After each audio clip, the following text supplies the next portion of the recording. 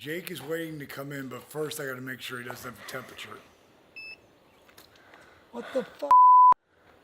It's writing low. It's because it's outside. What do you mean? Put it right up on his head. I did. He touched it. Now you get the on there. Oh, dude, 99.4. That's high. Get the out, really? I just 96.8. Dude, you touched me. Oh, get the glove on. Oh, I broke the glove. It's crazy how this whole coronavirus thing is like, literally taking over the world. In my little piece of the world, we shut down our DDP Yoga Performance Center because one of our guys, David, had dinner at a Waffle House that got closed and quarantined. And they sent everybody home, and he realized he was there, and he was in the same place that someone who was cooking food there. So we didn't know if he had it or not. Turns out he didn't, but we sent him and Garrett and King and Danny. We sent everybody home.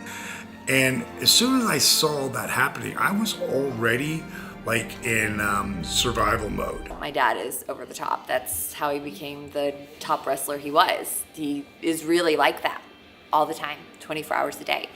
In the beginning, when he was saying we can't leave, we have to sterilize everything. No one gets in here without a mask and some gloves.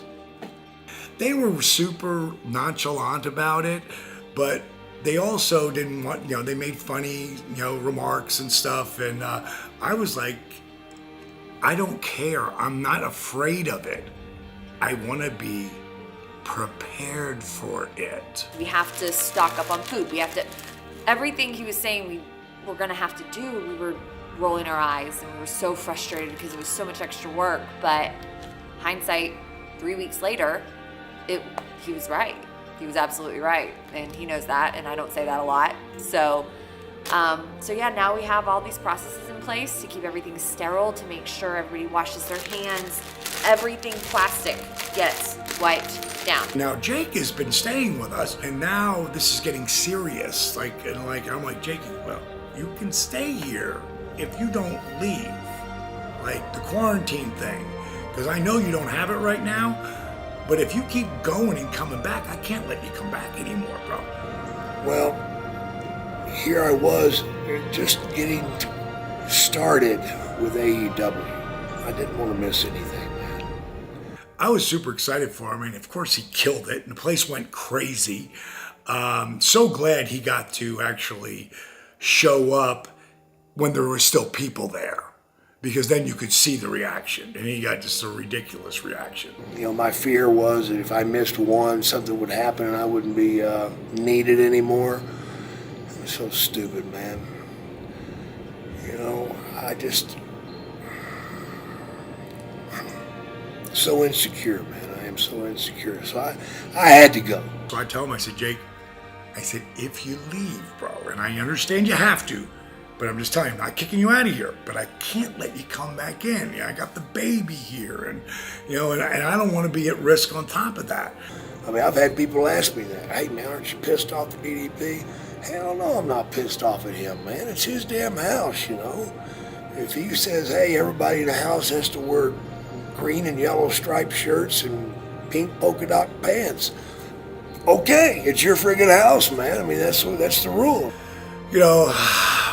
I didn't really want to let him go, but I can't hold him here. And he's got that opportunity with AEW, so I'm not going to say not do it. I know when I was working with Randy Savage, man, he kept dropping those elbows on my rib cage. I pissed blood for 13 out of 15 weeks. I never told anybody. I went to see my own doctor. He's like, you need to stop. I'm like, I ain't stopping. Whenever I went to Jacksonville, I took everything I had with me because I knew there wasn't a coming back. No questions. I never asked Dallas to come back. But I was staying out at the airport in a fine hotel, and I had room service. I go down to the restaurant and eat. Had a gym to work out in, a swimming pool. What the hell, man? I got everything I need. The plan didn't work out when he left because, you know, everything's shutting down. There was nobody around, man, and it got depressing. When they shut the gym down, ow, that was a big one there, man. Being stuck in your room and not having anyone around is a huge trigger for a person who's an addict. It hit me. It hit me hard, man. I didn't like what I was thinking.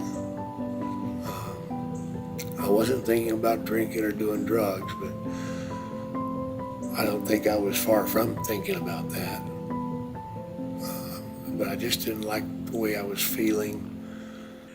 And then Jake sent out this tweet. And when he sent out this tweet, and I felt really bad because I wanted to say, hey, if you come back, you know, here's what we're gonna do. But, you know, I'm talking to my daughter. Hey, we got the little baby there, and she loves Jake. He's like a serious uncle there, like for real. He's part of our family. And now he's, you know, got 4 walls. Nobody's there. And I just said to Britt, you know, big picture is he helped me do all this. So I think we got to give it an opportunity. She was like, well, how are we going to do it?